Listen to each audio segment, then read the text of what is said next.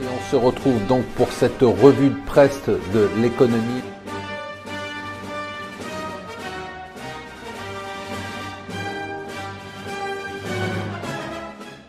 Bonjour et bienvenue sur Mon Financier pour le Morning Zapping. Nous sommes le vendredi 31 août et ça y est, ça secoue très fort sur les marchés émergents. Alors chaque pays a ses propres raisons, hein.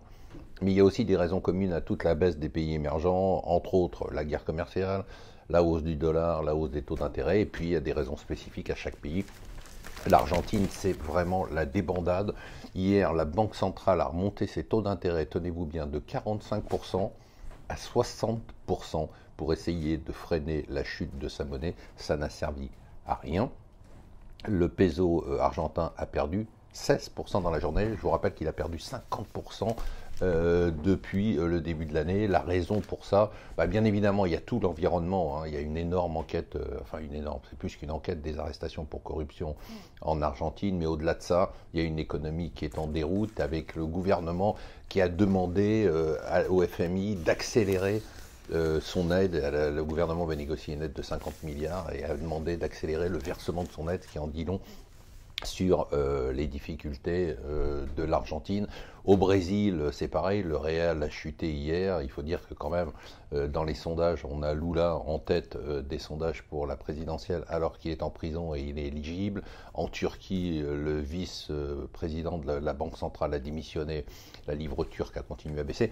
On pense, nous, aujourd'hui, que ça risque d'avoir quand même un impact sur les marchés en général, qui en plus sont à des niveaux records aux États-Unis. Donc on souhaite quand même se couvrir un peu, notamment à la hausse de la volatilité. Voilà pour les marchés émergents, à suivre donc de très près. Quel cafouillage, hein. Bon, alors d'abord, il y a ce que nous dit le Figaro, il y a d'un côté le divorce entre Macron et les retraités, c'est vrai qu'il a fait fort.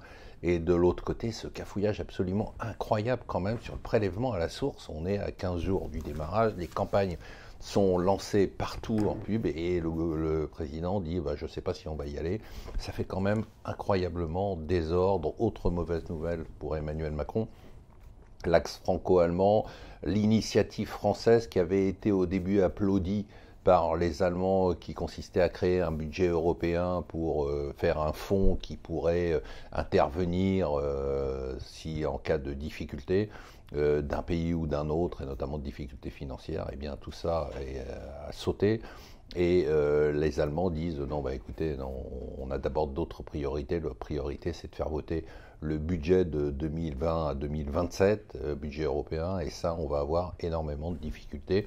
Bon, la seule bonne nouvelle de la journée, c'est que ça a l'air d'avancer un peu pour le Brexit et que les négociations ont l'air d'avancer, tant mieux.